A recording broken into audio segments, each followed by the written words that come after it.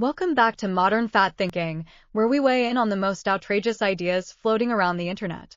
First, we've got a special treat, Marissa giving us a lesson on how to advocate for fat people. Let's break it down. If you're a thin person and you don't know how to stand up for and advocate for fat people, here are a few quick things that you can do. Post your fat friends on your social media, and do it proudly. I guess the first lesson is how to find a good angle for selfies with your fat friends. So, when you post pictures of your friends, make sure to tag it #FatFriendPride. Because nothing says genuine friendship like this. Stand up for fat people. If you hear someone say something fatphobic to you, then call them out. Remember, when you stand up, make sure you have a good joke ready. Something like, hey, leave them alone. Their body positivity can crush your negativity, literally.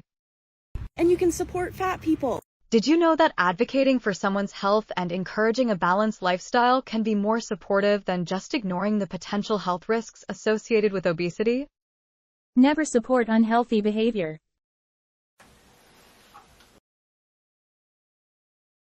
In our second video, we turn the scales on today's most weighty issues.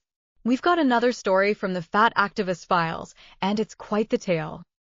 Have you or a loved one ever faced discrimination while traveling because of your size? Unfortunately, if you answered yes, it is an all too common experience for plus size travelers. I want to tell you a story about my loved one experiencing discrimination while traveling as a plus size person. My partner used to go on many trips that were required for business, and this one time, the company had paid for the travel expenses. However, the company only paid for one seat, and even though my fiance felt like one seat was adequate, they could have used extra space, of course. But if they wanted that extra space, they would have had to pay out of pocket, which was not an option at the time. Extra space costs extra money.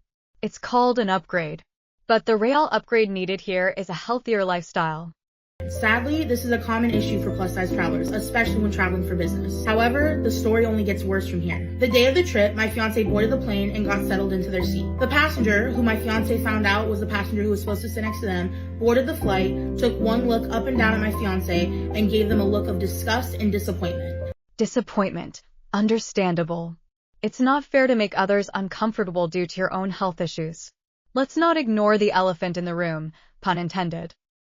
They made some insulting remarks about my fiance's weight right in front of them, and then motioned for the flight attendant to come over immediately. This passenger then proceeded to tell the flight attendant that they refused to sit next to my fiance, and definitely insinuated that it was because of their size.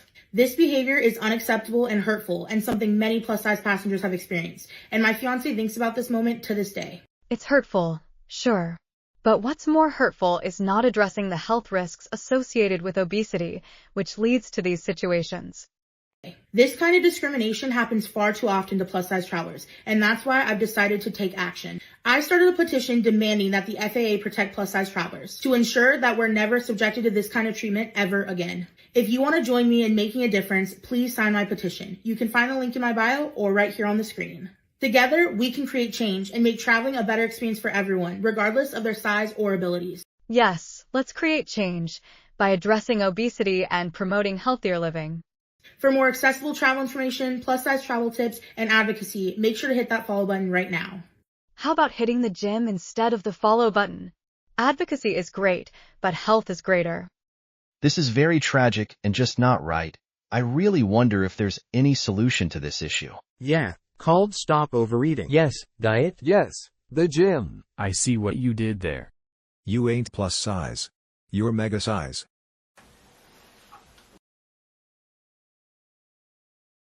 Responding to objections to me not wanting fat suits to be used anymore in media. But what if the actor is playing a historically fat person that got really thin and sick in their older years? Shouldn't they have a thin person wear a fat suit then? Or maybe, just maybe, hear me out, you have a historical fat person, you have a fat actor play them, and then we suspend our disbelief in any scenes that show them sick and dying in the end. Maybe. Suspension of disbelief? Sure, I'll just pretend this portly figure suddenly transformed into a frail shadow of themselves without any explanation. No problem. Or we'll change the story. Maybe, instead of forcing us to suspend our disbelief watching a thin actor in an ugly-ass fat suit for the entire film. Can we try that, maybe?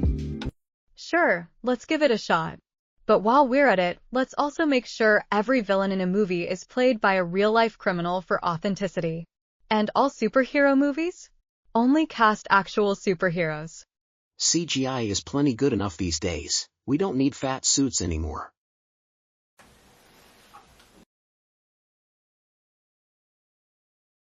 This was right before the incident I'm about to tell you about.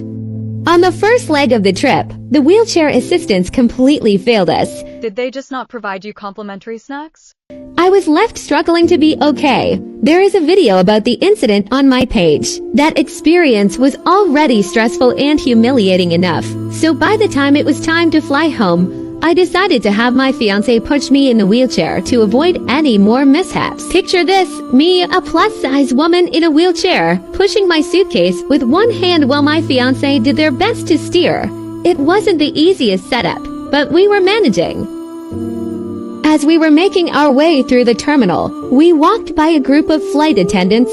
At first, I thought nothing of it, but then I heard the unmistakable sound of laughter, directed right at us. They didn't even try to hide it. Let's be honest, flight attendants see a lot of weird stuff. They pointed, laughed, and made snide remarks, and one said, "What the actual fuck?" My heart sank. The sting of their mockery was intense. It's one thing to deal with stares and whispers, but outright laughter and public humiliation. It was too much. Nobody should be treated like this. Absolutely. Nobody should be treated like that. But here's the thing, we've got bigger issues to address. Like why we keep deflecting from the health implications of obesity and focusing on these anecdotes. I'm so sorry that you had to deal with that. You don't deserve that. You are a queen. Yes, a burger queen. Queen-size bed. Queen of obesity. Queen of carbs. Don't blame the travel industry. Fast food fucked you up.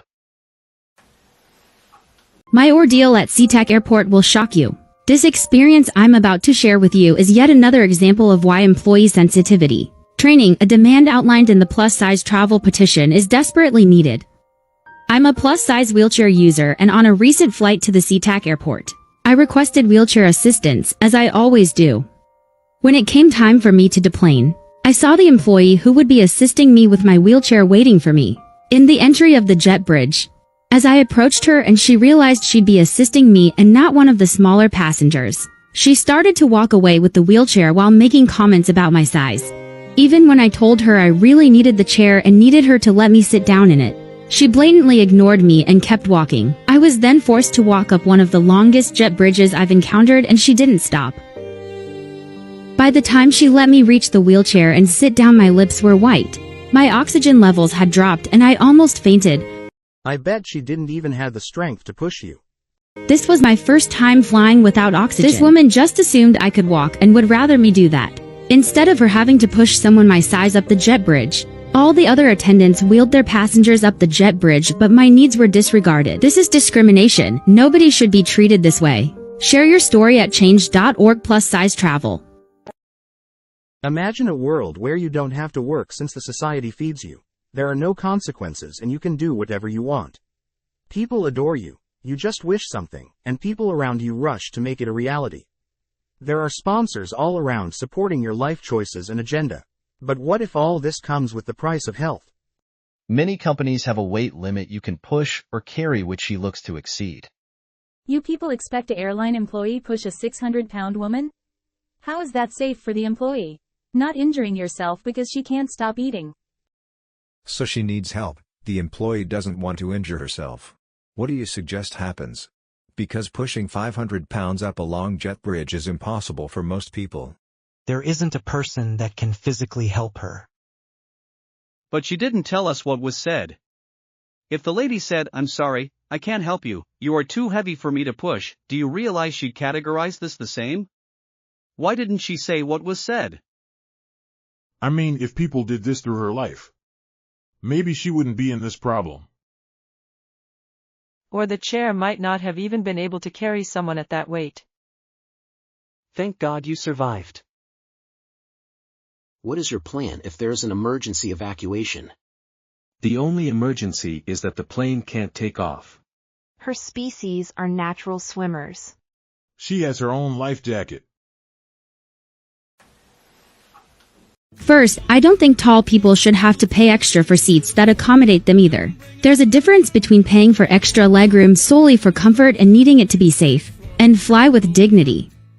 Thank you for caring for tall people. Why is it that when average-sized people bring up airplane seats being too small, it's valid? But when plus-sized people bring it up, they're the villain? Explain that. You ate, and ate, and ate. If you want a bigger house or car, you have to pay more. If you want larger things, you pay more. You're paying for space. You have no trouble paying for a value meal. You're literally everything that's wrong with this country in one person. Entitlement and take zero responsibility for your lifestyle. Let's get something straight. Access to public transportation, including air travel, is a civil right. That means plus-sized people do deserve to travel comfortably and without discrimination. It's not about entitlement, it's about basic human rights. Everybody should be able to fly safely and comfortably just as they are, and let's address the common misconception, my extra seats are always paid for. Doesn't mean I agree that plus-sized people should have to pay more, because I don't think we should have to pay more for the space that we physically need. Your comment that implies I don't deserve anything because I'm fat is exactly why I'm fighting. I'm fighting so other plus-sized people don't have to deal with your negativity and discrimination. We all deserve respect and dignity regardless of size. It's time the airline industry recognized this and took steps to ensure it. Here's a powerful reminder as we strive for a more equitable and inclusive world. Let us remember that mobility is not a privilege but a basic human right that must be available, affordable, accessible, and safe for all. But is air travel really a civil right or privilege, a luxury? Should you also ask for bigger jacuzzi in hotels as it is your right? No, we don't enable unhealthy behaviors. People are so cruel. Keep speaking out. It's cruel what she did to herself and her health. If she has no respect for her body and her health, why should others respect her? Cruel? It's cruel to think air travel is a privilege and not a right. It's a commodity private service. Fun fact. You are in control of your body. Hope this helps. 853 million people fly on U.S. airlines every year. I surveyed thousands of travelers and over 86% of them believe the airline industry is not plus-size friendly. Just to mention that you got these numbers from your followers. This has to change. In 2023, I initiated a petition demanding that air travel become more inclusive. Over 35,000 people have signed it. The fight is far from over. Since launching the petition, it's become even more clear that society unfairly believes plus size. Individuals shouldn't travel comfortably or without stigma. However, this only fuels my determination to fight for inclusive travel. Plus-size individuals won't be deterred, and I'm committed to advocating for change until it's achieved. Travel is for everybody and nobody should be discriminated against. Sign the petition at change.org/plus-size travel. Do you want to sign a petition to make the government invent raining donuts every Friday? Something has to change. You're right. Just not what you think. Something has to change. Not my lifestyle, eating habits, exercise habits, etc. But something has to change.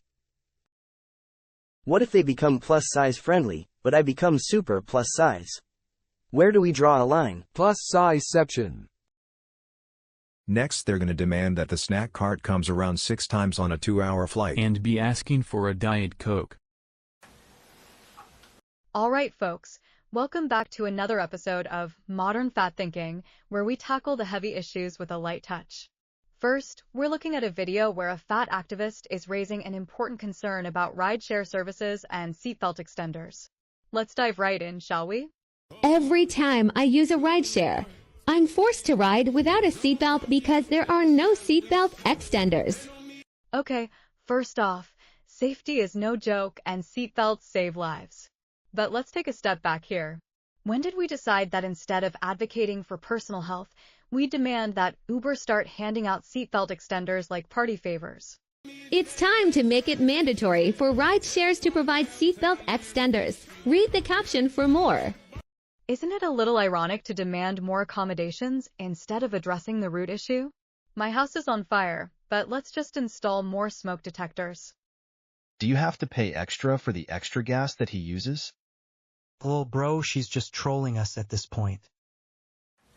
Fat one. Fat activism. Fat liberation. Promoting obesity. Anti-fatness. Fat, bad, unhealthy. My body, okay? Plus size. Body diversity. Or fat phobia. Fat accepted. Hey babe. Would you still love me if I was fat? Yeah, of course. But Mom, you are fat! He's sleeping on the sofa because of his kid's honesty. As second, we've got another gem from Marissa talking about diet culture and its sinister plots. Let's take a look. So this is your friendly reminder that diet culture exists and creates this narrative just so that we can focus on our bodies instead of everything else in life, right? Oh, diet culture, the evil mastermind behind why I can't enjoy my pizza in peace. Who knew that the real enemy was kale and quinoa? It's created to distract us so that they can control us. Because if we spend our entire lives hating our body, then we're not spending our entire lives doing what we want to do. We're not having hobbies, we're not getting jobs, we're not getting careers. Diet culture is a part of the patriarchy, and it is a system used to control women because of our bodies and based in our bodies. Who knew the patriarchy had such a vested interest in low-carb diets? So the next time you want to hate yourself, don't. The next time you want to obsess about your insecurities, don't. And think about how you're fighting the patriarchy by not doing that. Rebel with food? But can you love your body and keep it healthy at the same time? Revolutionary, right? If you need a new motivation, use that. I will say that this whole concept that I'm talking about in this video is like the one thing that made it like, aha moment for me back in the day, like 7-8 years ago. It's used to control us so that we can't pay attention to more important shit like ourselves. Remember, you can fight diet culture without sabotaging your health. Damn girl, shit, thicker.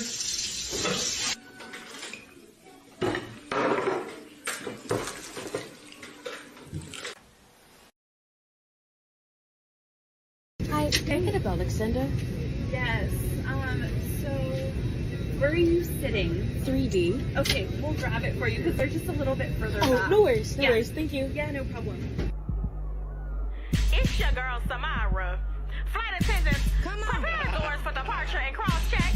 Welcome to Bob Airlines. From New Orleans, then to Vegas, then to LA, baby, where next? Push that little button, make that thing turn blue. Ooh, you don't gotta get up, girl, they come to you. Ooh, see them down the aisle, yeah, they coming through. Ooh, smile in their face, they know what to do. Pick that leg up, put that leg down, pick that leg up. When they come around, pick that leg up, put that leg down, pick that leg up. We about to touch down. Yeah. It's like a workout class, but with more turbulence. Not me thinking Bebop was a real airline. I ain't even gonna lie. You look like you can pick me up. I've been staring at you. You look real strong. I ain't that strong. He knows his limits. Just a friendly reminder that you are allowed to be fat, you're allowed to exist as a fat person, you're allowed to not be shamed for that. Existing as a fat person isn't the issue, it's staying healthy while doing so. Your body size does not determine your moral value to society, and anyone who tries to tell you otherwise is a fat-phobic jerk or probably diet culture. But self-love and health go hand in hand. I don't eat that kind of meat. I haven't really eaten nothing since I've been here. You're not gonna fade away. You're gonna be fine. I still have to eat something. No. You're eating the food that belongs to the next 4 years ahead of time. It's my body, my choice, until it's time for diabetes, stroke, and heart attack.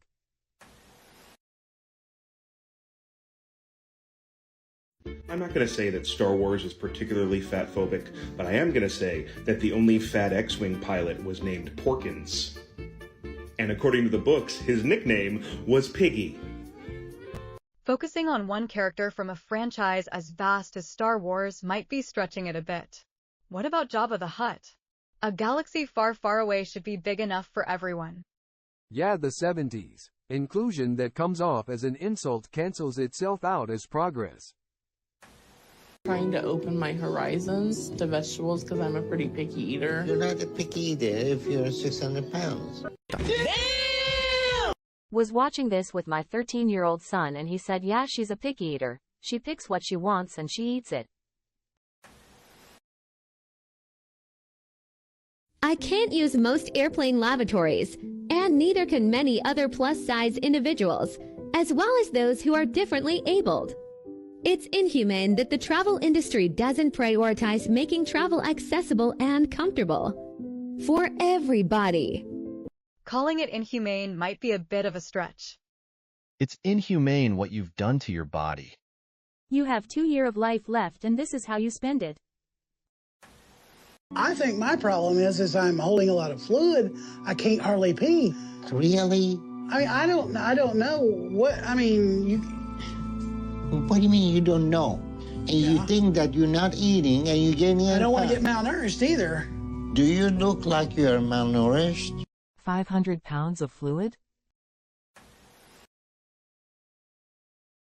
Just a friendly reminder for today that you cannot tell someone's health by simply looking at them.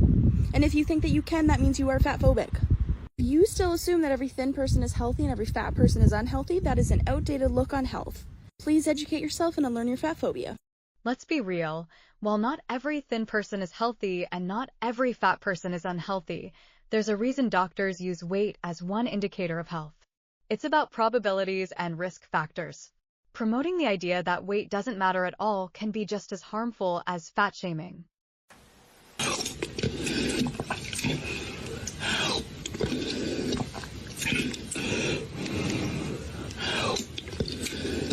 Is that fucking butter?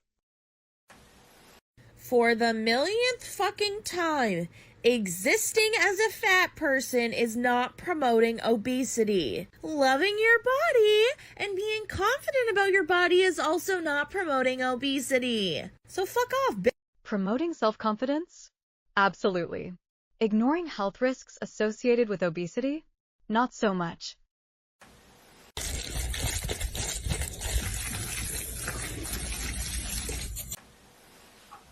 I don't want you to have a heart attack.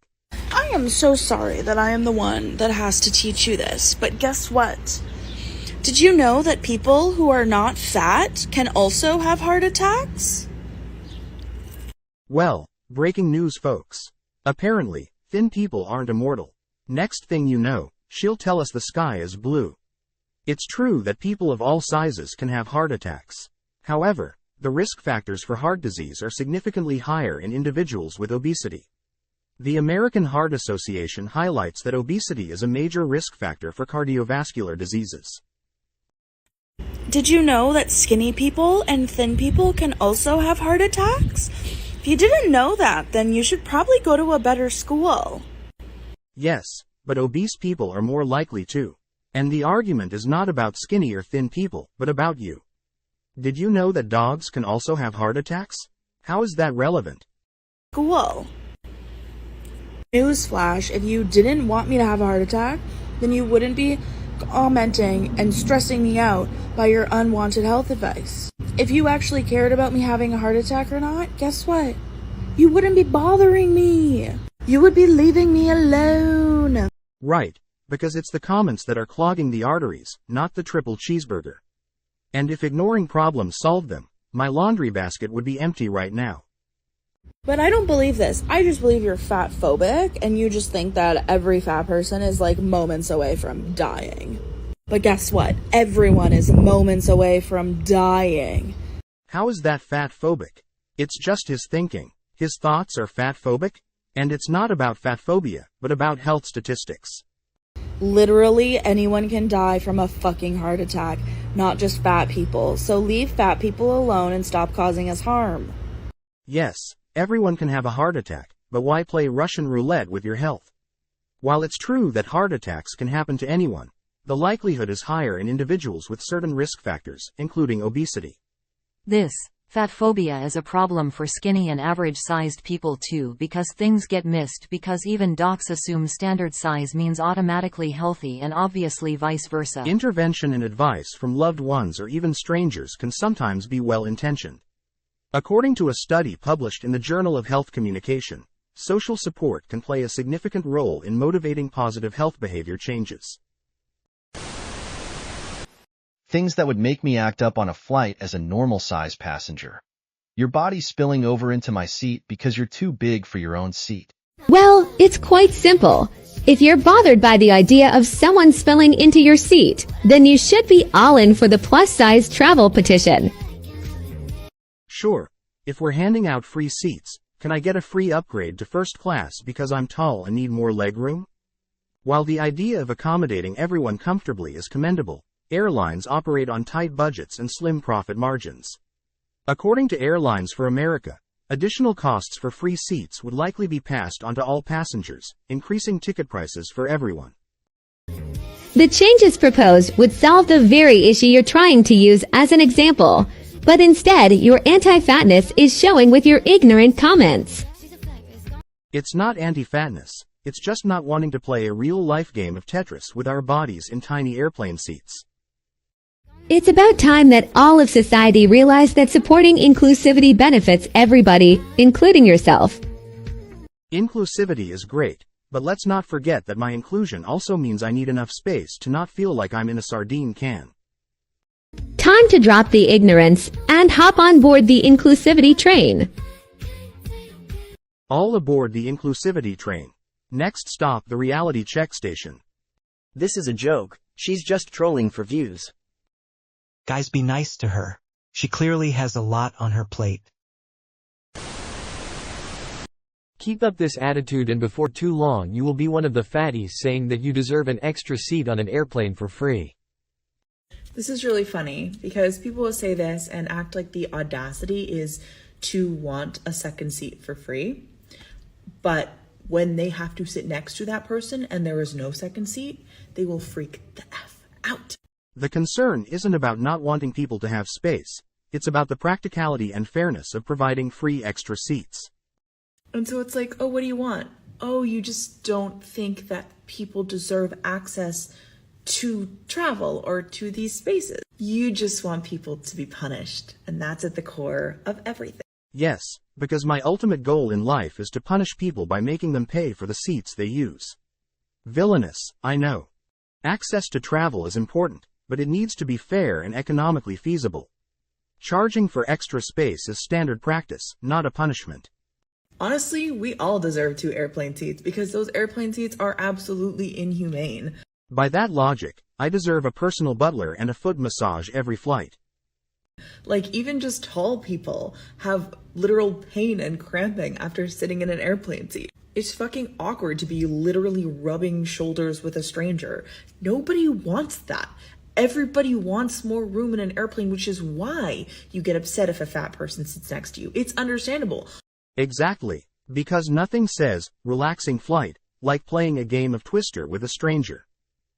I literally don't want to sit next to another fat person either because there's so little room on these airplane seats and it's uncomfortable. But I would rather me and or that person got an extra seat for free so that I did not have to do that. So, we're all in agreement that airplane seats are tiny. Can we at least get some free snacks as compensation while we're at it? Because that actually makes sense and isn't just about punishing people for sins that you assume they are actively committing. The issue is that providing extra seats for free isn't a sustainable solution. Offering the option to purchase additional space, like exit row or premium economy seats, is a more practical approach. I don't know who needs to hear this, but there are hundreds of things that you can start on a Monday, and a diet doesn't have to be one of them. That's right. Keep demotivating people. Don't eat old noodles. There were some leftover noodles from some delicious vegan fettuccine alfredo I had last night. And I was like, let me just have a few. And then I got ready for class, and I got in the car. And now I'm doing Zoom from home. Seeing this video after eating 3-day-old noodles. And now I'm doing Zoom from home because the starch from the noodles caused me such immense gas pain that any movement of the car had me screeching. So don't do that. Even if you think it'll be fine, because everything's vegan, and you were just gonna have a tiny bit, then you'll be sat on your bed, zooming into class, feeling so ridiculous, Don't do it. One night is crazy. I've had week-old pasta before and no adverse effects. You really thought this was a story worth sharing? My mistake too. Going through the thin is an era again after surviving it in your teens. One minute you think it's a comedy, next minute it's an emotional journey, then it's got sort of a thriller aspect to it, but then it's quite mystical. It's not about starving yourself, it's about making healthier choices. Like swapping that third slice of cake for a slice of apple. Baby steps. It's the test is an era for me, and it always will be. This is a message from your spirit guides. Go get the treat. Go get it. Go get the treat. Bulking motivation. Go get all the treats. All of them. Thank you for watching. Subscribe to our channel if you want to see more cringe TikTok compilations. And if you are anti-fat acceptance, please hit the like button to support us and spread awareness. Guys, do you remember the time when I posted an almost identical video to this? But I was told that I should avoid potatoes. I was given unwanted and unsolicited health advice when I was minding my own business, just making a cooking video. But I was told that I needed to avoid potatoes. Do you remember that? Do you remember how fat people and thin people are not allowed to exist in the same way on the internet? You remember that? Again, no hate to this guy. I have no issue with him, and I don't hate him. I'm also not mad at him either. I am using his video as an example to compare how thin people and fat people are not treated the same way. So, this claim is absurd when it's clear he does not make high-calorie meals a habit. Just because she can't control her own cravings doesn't mean she gets to police others' rare treats. Time to put down the judgment and maybe the fork too.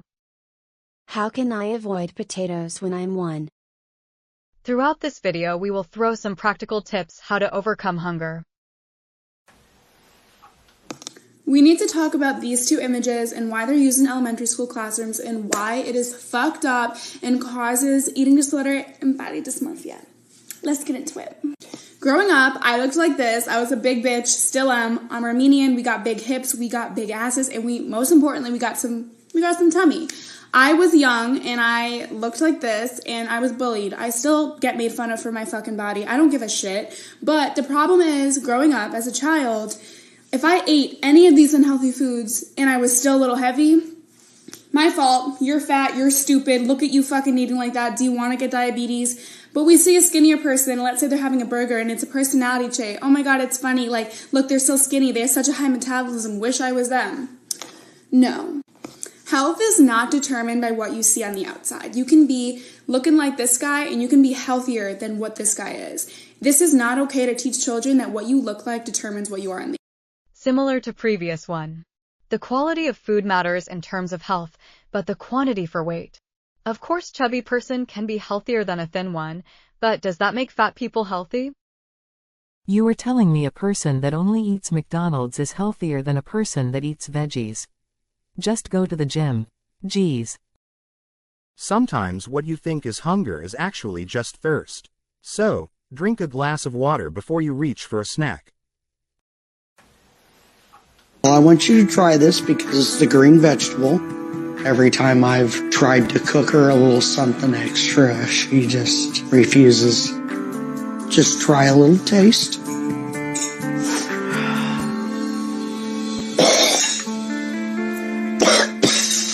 I can't.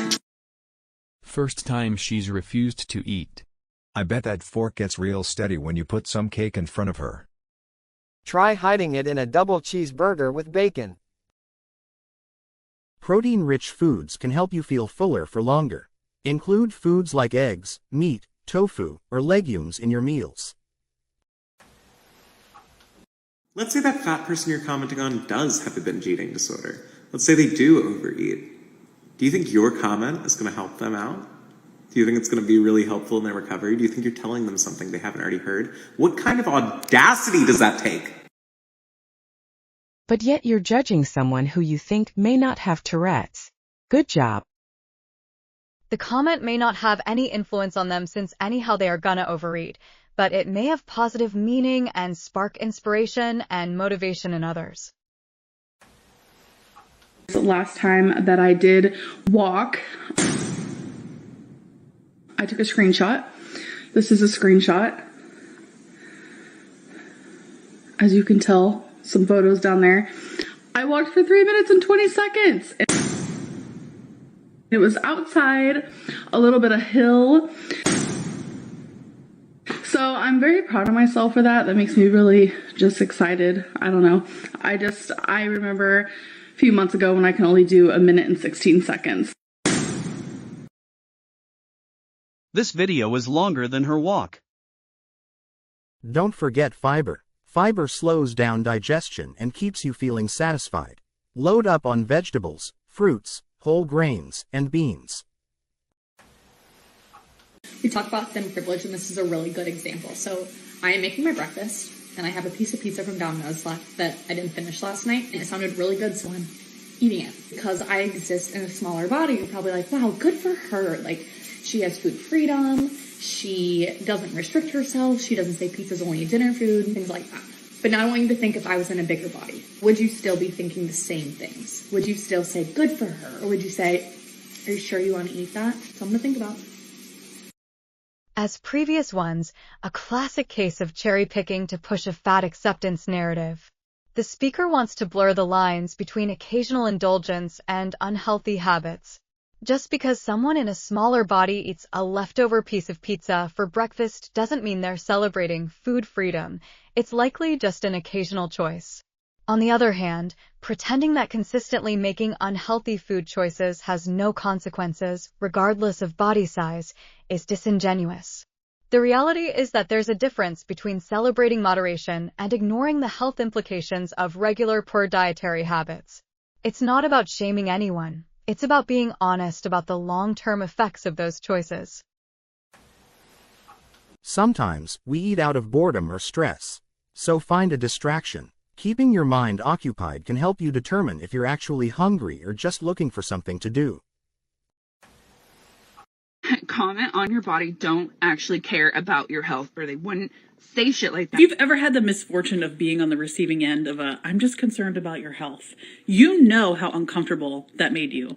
Defensive, irritable, it was not a good experience. Because that shit is manipulative. Because if I have any reaction that's not appreciative or apologetic for the way that my body looks, I'm unreasonable. I'm overreacting. But I just love you so much that I care. You love me so much that you're like, I'm worried you're gonna die. Surely this will have no effect on my mental health at all. And I'm sure that a lot of people that say it, it's not coming from a place of malice, but it is coming from a place of stigma and shame. And science has shown you literally cannot shame someone into lifelong behavioral change. You might see temporary changes, but the reality is self-hatred and health cannot coexist in your body. Think what you want, but you can keep it to yourself. But ignoring the reality of health risks associated with certain lifestyle choices isn't helpful either. The idea that any mention of health concerns is automatically stigmatizing or shaming misses the point. Labeling all concern as stigma is a convenient way to avoid uncomfortable truths. Plan your meals and snacks. When you have a plan, you're less likely to reach for unhealthy options. Are y'all Barbie girls or black girls? Barbecue. Lack of sleep can mess with your hunger hormones, making you feel hungrier than you actually are. Aim for 7 to 9 hours of quality sleep each night. Your life is a reflection of the choices you make. Own them and watch yourself thrive. Hi there. I don't know how many times I have to say this on the internet, but just because a fat person exists does not mean that we want your unwanted and unsolicited health advice. I never asked for it. I don't want it. I'm existing on the internet, bro. You're not my doctor. You don't know anything about me.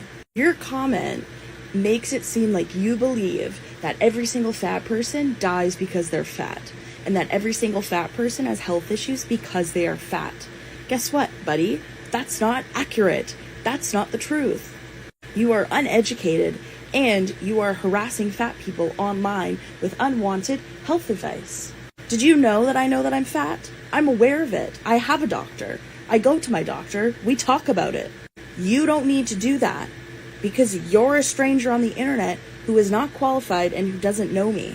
And the fact that you think I'm stupid enough that I don't think about my health, bro, give me more credit than that. This rant is a prime example of dodging accountability under the guise of just existing. The reality is, if you're posting online, you're inviting opinions, whether you like them or not. The fact that this person is so defensive about receiving health advice is interesting. Sure, not every fat person dies from being fat or has health issues solely because of it, but pretending that obesity doesn't come with significant health risks is just ignorance. If you know you're fat, you've talked to your doctor about it, and you're still brushing off concern as harassment, maybe it's time to reconsider who's really being uneducated here. The internet isn't a safe space where only validation is allowed. Sometimes, tough truths come with the territory. I always get you'll be dead before 25 or 30. Someone said I wouldn't live past 25 on a post about my 30th birthday. People are so stupid. I'm not fat, I'm a teddy bear. Remember, taking responsibility for your actions is the first step toward real growth. Our next video is a perfect example of how body positivity has been twisted into an excuse for avoiding personal responsibility. The speaker blames society for being mean and cruel to people in larger bodies, yet ignores the reality that health risks and societal challenges often come with being significantly overweight.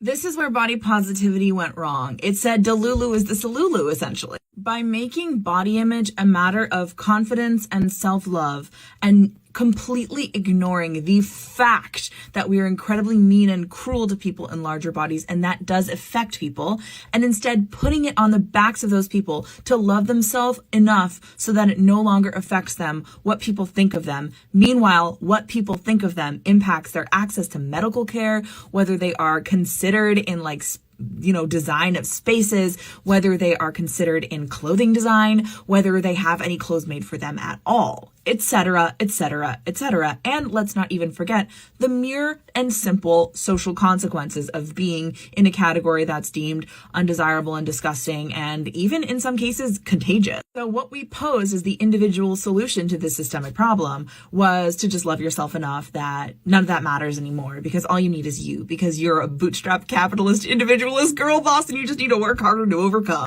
That just doesn't work, because we exist in the context of all in which we live and what came before us, okay? Instead of focusing on the real need for healthier habits, she argues that it's everyone else's fault for not catering to those choices. The idea that self-love alone can't fix systemic problems is just a convenient way to avoid the hard truth. Health and well-being require effort, not just feel-good slogans. Pretending that all criticism is rooted in cruelty is a disservice to those who could benefit from honest advice about the impact of obesity on their lives. Success starts with the courage to hold yourself accountable.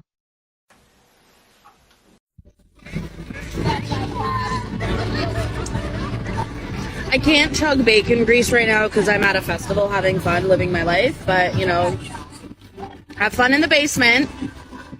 Enjoy the Red Bull. But you are still eating. Food makes everything better? Why must fun be connected to food? No one can steer your life in the right direction but you. Own your path. Being fat is actually very cool because you get to find out who people are very, very quickly. You find out if people are assholes and horrible people very quickly and very easily. No more are there moments of oh, I didn't know they were weird. I didn't know they were mean. I didn't know they were gonna be so judgy. We know. Immediately we know. Sure, there are outliers who obviously slip through and all that, but fat phobia is such a hard thing to unlearn for so many people, even if they've unlearned other things. So I need to unlearn that fat has health implications? That it really shows you the amount of work that people have put into being compassionate, respectful, informed human beings, and it shows you right off the bat who is worth your time. because people don't respect fat people enough to pretend with them, and they don't respect fat people enough to even give them the time of day in the first place. So you learn very, very quickly the type of person someone is because they treat you pretty immediately, in most cases, how they see you. I'm afraid if I lose weight I won't have this ability anymore. This video spins the narrative that being fat is somehow a moral litmus test for others, which is just a way to deflect from personal responsibility. The idea that people are assholes for not tiptoeing around someone's weight is absurd. Respect and compassion are earned through actions and character, not demanded as a shield against uncomfortable truths. If someone judges you harshly, it might not just be about your size, it could be a reflection of unhealthy choices that have visible consequences. Not everyone who doesn't coddle your feelings is fatphobic, some are just honest. Every decision you make is a chance to take control of your future. Welcome back, everybody, to another episode of Shit Marissa Says, What I Eat in a Day as a Fat Person Who Is Not on a Diet. So as you can see, I started with a nice coffee. Then I had my famous toast again with some eggs, feta, and my sauteed chard. Look how cute Phantom is begging for food while I eat. I had some Harvey's crispy chicken sandwich with lots of pickles. I love pickles. And the fries were pretty good too. Look how cute he is! Then I had some of these acai berry thingies from Dollarama. They were really good. And I had a little granola bowl with blueberries and milk. And that's all today for me promoting obesity. Thank you for watching. Have a good day! No one believes you eat like this, and that you spend even this amount of effort into your meals. Don't wait for change. Create it by taking responsibility for your actions. Hey there, fit people! Welcome back to Modern Fat Thinking. Today, we're diving into some next-level delusions from the fat acceptance movement. Spoiler alert, we're calling out some serious contradictions, so grab your snacks, healthy ones of course. And let's get into it. Oh honey, self-love doesn't have a fucking look. Self-love can look like a bunch of different things. And the fact that you think that I can't love myself, well, I look like I am, that means that you have a fundamental misunderstanding about what self-love actually is. Oh, honey, self-love doesn't have a look. Except, the look that screams denial. I love how they always say self-love like it means avoiding any responsibility for your health. That means that you have a fundamental misunderstanding about what self-love actually is. If you knew what self-love actually is... You know someone's about to drop some pseudo-philosophy when they start with, if you knew what self-love actually is. Yeah, we do know what it is. And newsflash, it includes taking care of yourself. They're just mad that you're happy and they're not. Brah! You're deep in that Delulu. Here's the thing, self-love is crucial, but pretending that it's all about just accepting your body without any regard for your health, that's not self-love. That's self-neglect. Real self-love involves taking care of yourself, both mentally and physically. You can't just ignore your health under the guise of acceptance. If you knew what self-love actually is, you would know that I shouldn't shame myself or be rude to myself because of my appearance. If you knew what self-love is, then you would have an understanding of what self-compassion is, and you clearly do not. There is no one look for what self-love looks like, but it doesn't look like what you're saying it does. What you're saying is that in order to love yourself, you have to be a certain body size. That's not how self-love works, bro. I don't have to be a certain size in order to like myself or love myself. I'm allowed to do it at my body size. But I do understand that you are the one who is projecting on me because you are the one who doesn't actually love themselves. And seeing me love myself at my body size offends you because you don't love yourself. True self-love would be not destroying your body and your health by eating so much. You're assuming I do that. You have no proof based in facts. Please unlearn your fat phobia. So I understand that, but you don't. So instead of projecting your fat phobia onto fat people, you might want to go to therapy and unlearn your self-hatred and then stop projecting your fat phobia onto everyone else. Because you are incorrect here.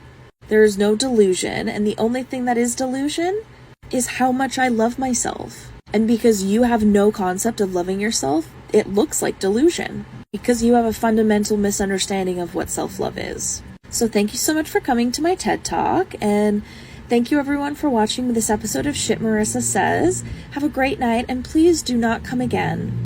To the commenter, everyone else can stay. Thank you. If self-love means never questioning the impact of unhealthy habits, I think we might have a fundamental misunderstanding of what self-love really is. Like, at this point, is it self-love or just self-avoidance? There's a huge difference between loving yourself and straight-up ignoring reality. But I just care about your health. Then why are you harming my mental health? Because you're fat. But you just said that you care about my health. So why are you harming my mental health? What do you mean? You just said that you care about health, yet you are harassing me because I do not fit your unrealistic idea of health. So why are you harming my mental health for your ideals? Because you're fat and you're unhealthy. How do you know that though? Are you my doctor? Do you have some magical x-ray vision that you can tell everyone's health by just looking at them? No, but I know that you're unhealthy because you're fat. Too bad that science doesn't actually prove that and back that up. Yeah, it does. No, it doesn't. Science actually proves that you can be healthy and fat at the same time. But you're too uneducated and you're too blind to your own fat phobia to realize that and open your mind to the updated evidence-based research. But I just care about your health, so lose weight. This is my favorite kind of argument, the mental health shield. So apparently, it's now offensive to suggest that being extremely overweight might affect your health. And no, I don't have magical x-ray vision, but I don't need superpowers to know that carrying around 200 extra pounds isn't doing your body any favors. Science does show you can carry some extra weight and still be healthy, sure. But we're not talking about extra holiday pounds here. We're talking about extreme obesity, which is linked to heart disease, diabetes, and a long list of health problems. I'm with you, it really grinds my gears when people look at a plus-size humans and just automatically think unhealthy/lazy, etc. Which in most cases it's not like that. But I do understand that you are the one who is projecting on me because you are the one who doesn't actually love themselves. And seeing me love myself at my body size offends you because you don't love yourself. Self-love and accountability can actually go hand in hand. What do you think?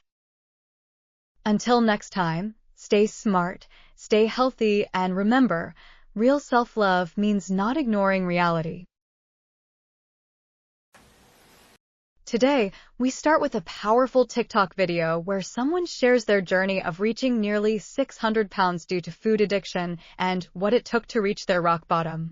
Let's break down the story with some humor and facts. How did you get to that weight? Why didn't you stop? Respectfully, I'm just curious. Respectively, let's talk about it. I got to nearly 600 pounds. My heaviest weight was 598.2. And I got to that weight because I have an addiction to food. And I was self-medicating with food. Self-medicating with food because Ben Jerry's is the most reliable therapist, right? A tub of ice cream feels like a warm hug, right? And I didn't stop because I didn't hit my rock bottom. Rock bottom, where the ground is made of leftover pizza crusts and unfulfilled New Year's resolutions.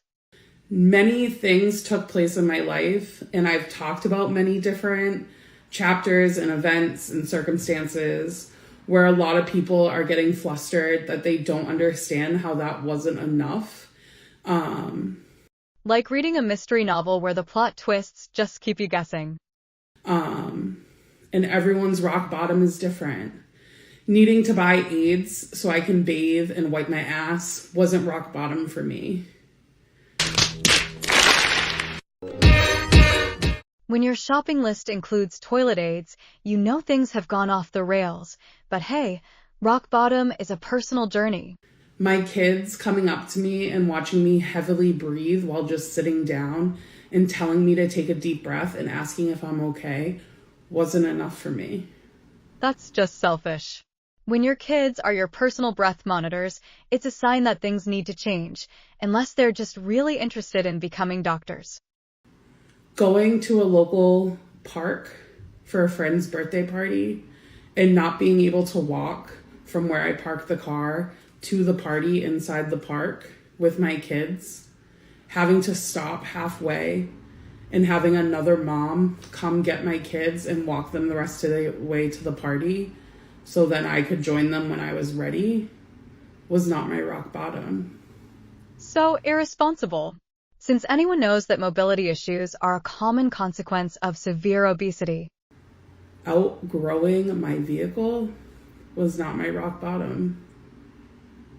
Needing my kids to take care of me and help me do chores around the house and daily living skills was not my rock bottom. Having your kids as your personal assistants? Not exactly the dream family dynamic. My rock bottom happened on December 22nd. Sounds like an unwanted holiday surprise. Merry Christmas. Your rock bottom is here. 22nd, 2023. I was 598 pounds. I was driving in a vehicle that I did not fit in. The steering wheel was digging so deep into my stomach that it was irritating an old C-section scar, and it got infected. When your car starts acting like a medieval torture device, it's definitely time for a change. December 22nd, I thought I was going to die. My body shut down. I had lost all control of movement. I was in a constant shake, sweating, chills, and I finally went to the hospital. And I had sepsis and cellulitis and was days away from going septic. When a hospital visit becomes your Christmas vacation, it's time to rethink those life choices. I spent Christmas last year, in the hospital alone. I was in the hospital for nearly a week, fighting this infection, fighting for my chance to live. And that was my rock bottom. Spending Christmas in a hospital bed is definitely not what anyone wants on their holiday wish list. While we're doing this, I am prepping breakfast for the next 3 days. So I'm going to measure out all my ingredients that I need for breakfast, and then I'll take you guys over to the stove in a different video. You're gonna measure leaves again, right? So I'm going to start with 20 grams of spinach in each. That translates to 4.5 calories. Are 4 calories making a difference? Are you okay? So I'm very fat. I got very fat. And it was all my doing. I am a grown adult. I am a grown woman. Nobody in my life forced me to eat. I made the decision to eat the way I was eating. Personal accountability is crucial in overcoming food addiction. The American Psychological Association notes that recognizing one's role in their health choices is the first step toward making positive changes. Let's take a little break from this video and shake some fat. We'll continue shortly.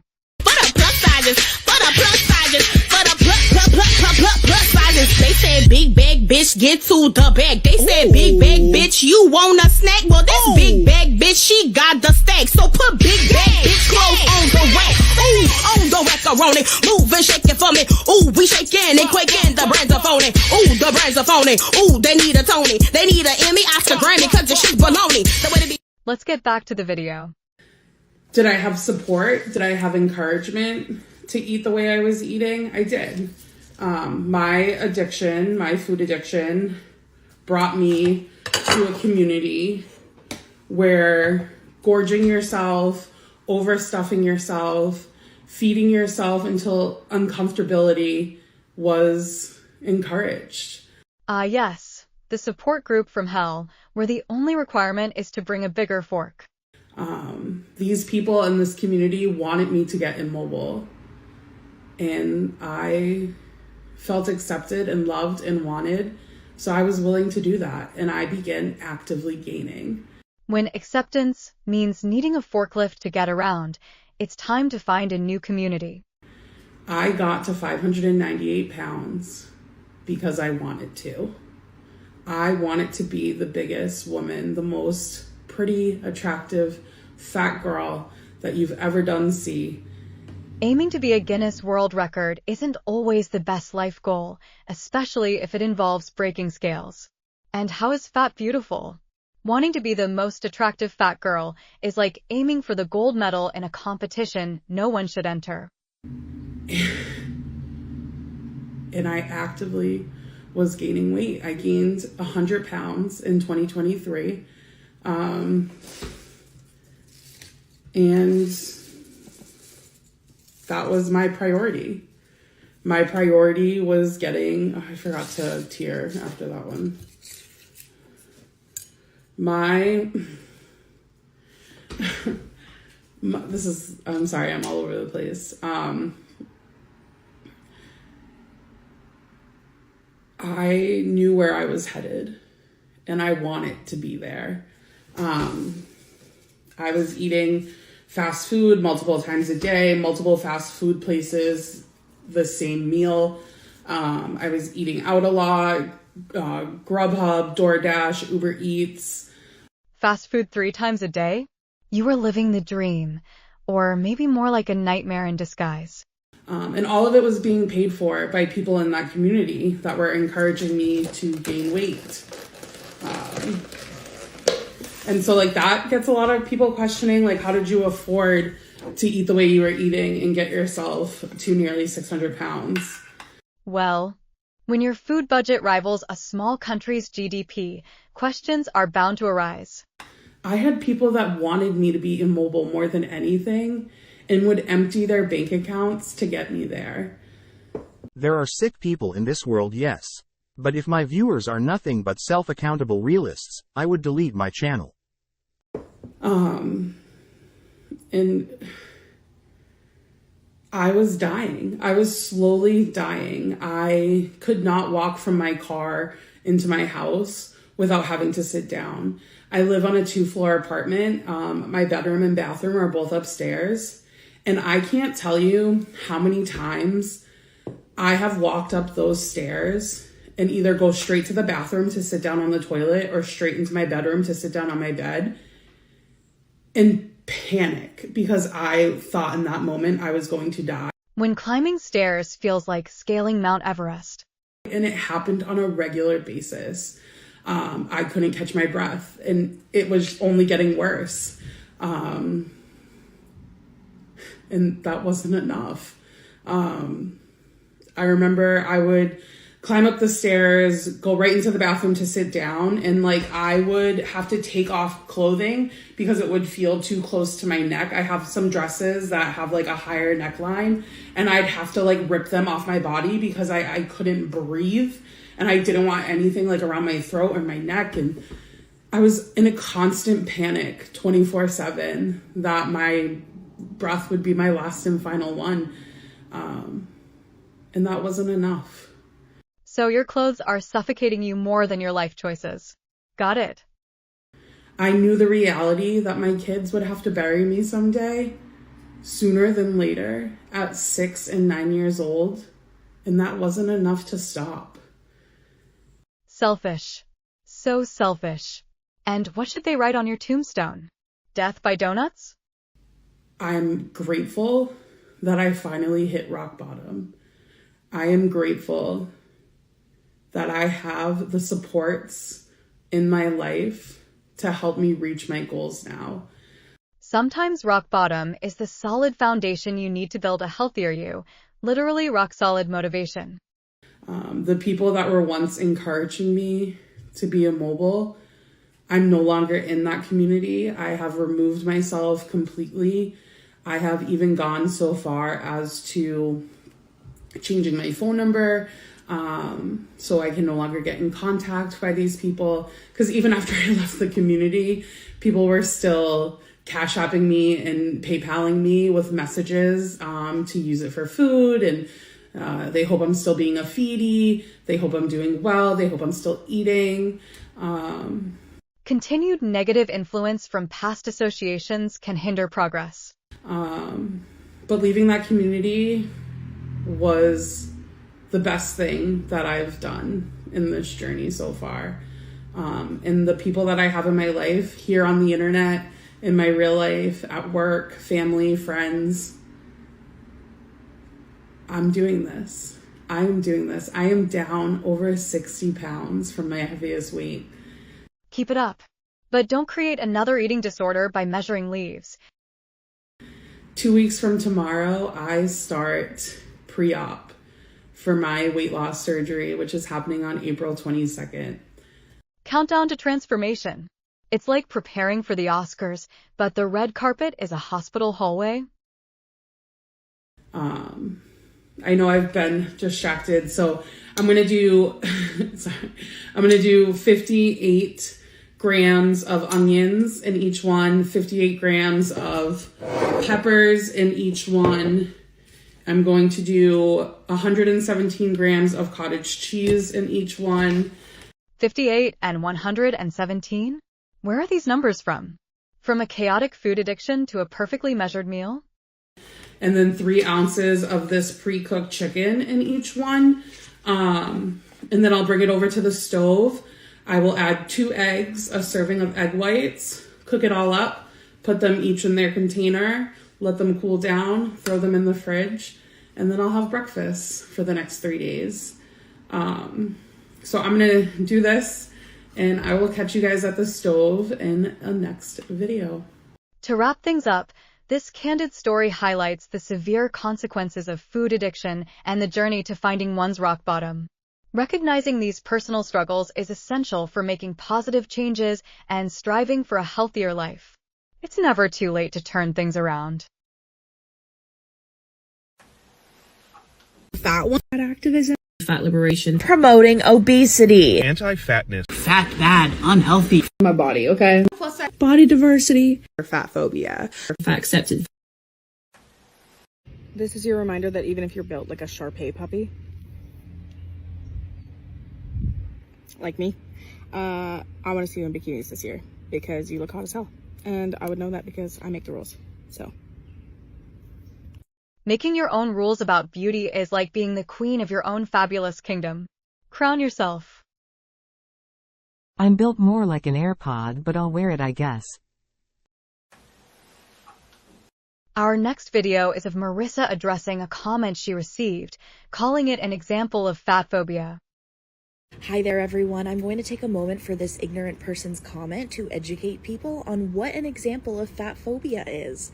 And this is it. Starting off strong with a call-out. It's like setting the stage for a heavyweight debate. This person knows nothing about me. They know nothing about me.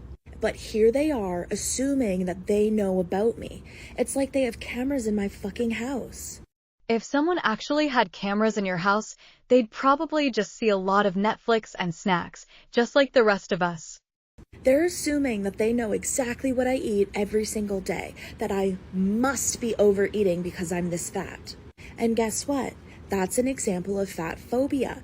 Your stereotypes of fat people, your unrealistic stereotypes of fat people, are clouding your judgment, and your biased stereotypes are making you come to this conclusion. This is not based in fact because you don't actually know about anything that I eat. Also, you're wrong. Yes, fatness is genetic. So that's another thing that you're uneducated about and ignorant about. Blaming genetics for your weight? That's like saying you inherited your love for pizza. Maybe you did, maybe you didn't. So I hope you all learned that this is an example of what fat phobia is so that you should not do it to other people. Thank you so much. While it's important to avoid making hurtful assumptions, it's also vital to have honest discussions about health. Addressing obesity-related health risks isn't about stigmatizing individuals. It's about promoting overall well-being and encouraging healthy lifestyles.